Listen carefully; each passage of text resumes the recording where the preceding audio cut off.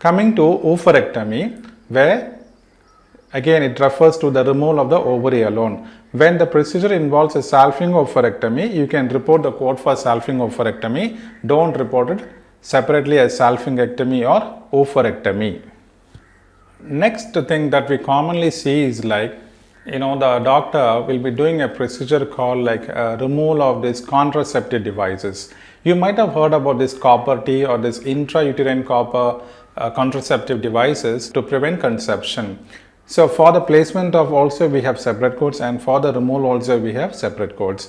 If the physician is going to do via hysteroscopy, you can report it as a hysteroscopic removal of the foreign body. So you need to know whether the procedure is done as open or as hysteroscopy, because hysteroscopic endometrial ablation, hysteroscopic polypectomy are different from the ordinary polypectomy. There is one other technique called as cerclage, which is also being done.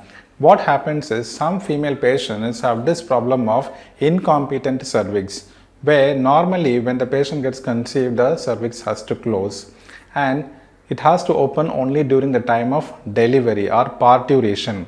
So there are three stages of delivery. What happens is a uterine contraction and then the dilatation of the cervix, and thirdly the delivery. Because of this incompetent cervix, what happens, the pregnancy may not continue. In order to continue this pregnancy, the physician will put a sutures around the circumference of the cervix. This is called a cerclage. You need to know whether it is the patient is getting this treatment during an obstetric condition or not, because we have different code sets for this cerclage procedure.